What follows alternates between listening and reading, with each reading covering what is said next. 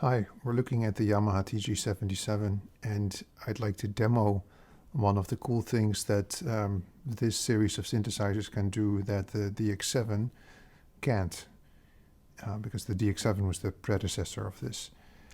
And to get to one of the key things this can do that the DX7 can't is that you can take the oscillators and you can set them. So right now we have a init patch, but what we can do is we can set the frequency to 0 Hertz. Why, you might wonder? Because now it is this oscillator has become a sine wave shaper, which is the same synthesis technique as what the Casio VZ1 uses. So to hear it now, we need to send a signal into this oscillator.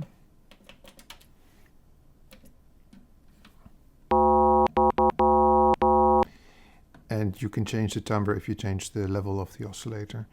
So we can do that here if we take this down.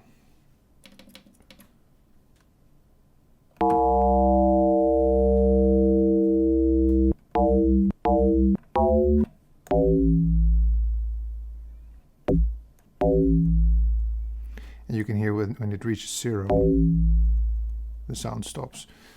So just the fact that we can make these sounds is already interesting, but then we can do more. One thing we can do is we can change the shape of the shaper using the same, which has the same kind of wave shapes as the TX81Z, if you're familiar with that.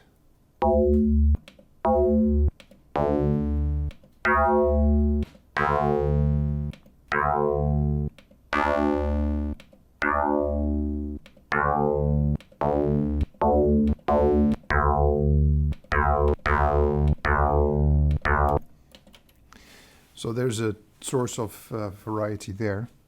Oh, actually, that was the wave shape going into the shaper. So what happens if we change the wave of the shaper?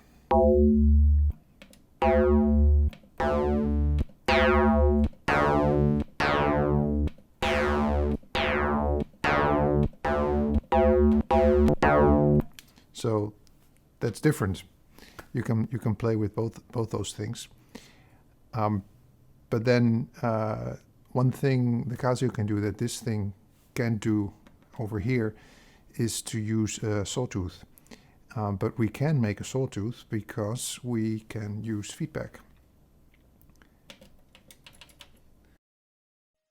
Back on this thing, you need to first set it up, because if you look at the algorithm, there is no feedback in the picture, but we can make it by saying we want to send operator 1 back to operator 1.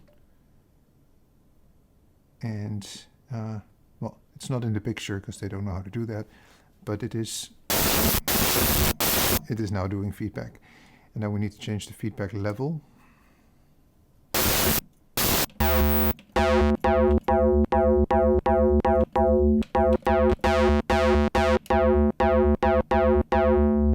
And we get a sort of square wave sound. Let's take the envelope off.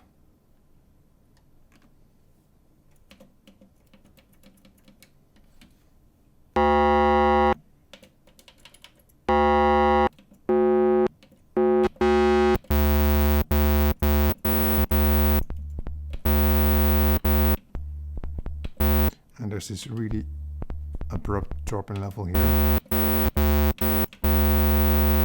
So you have to, when you play with this, you have to hunt around and find the right levels so that interesting things happen to the waveform.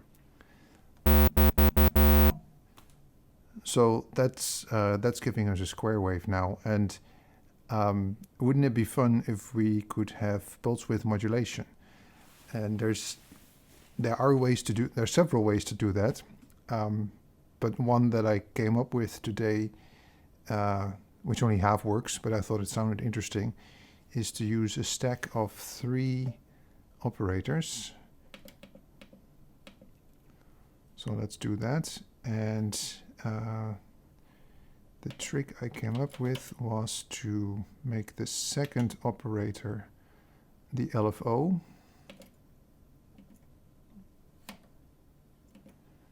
Let's put something slow on there. And now we don't hear anything because there is no audio rate oscillator driving us.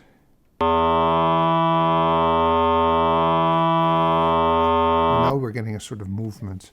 So the bottom operator is a sawtooth, and that's giving us the buzzy overtones. This one is changing how we drive this shaper, and then this one up here, number 3, is creating the actual pitch. And to tweak the tone, we need to go back to the screen with the feedback levels and the input levels.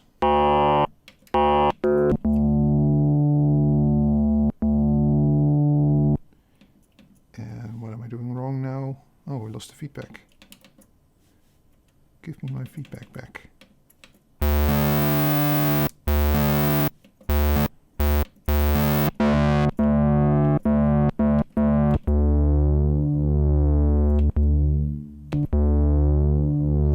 So now we got a kind of filtered pulse width modulation sound.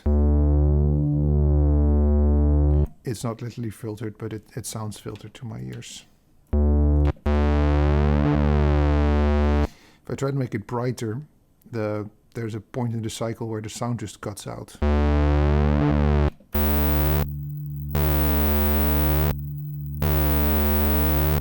Which is not super useful. But this dull version has a more or less constant volume.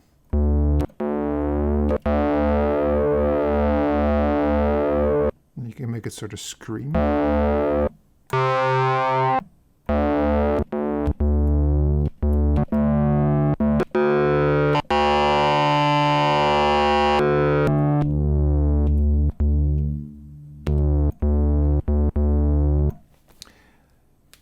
Yeah, so you can make pretty different sounds from a normal FM synthesizer by playing with the waveshaper and these levels. And there's just there's a lot more you could do because we're only using 3 operators now. But this gives you an idea of what's possible. Thanks for watching.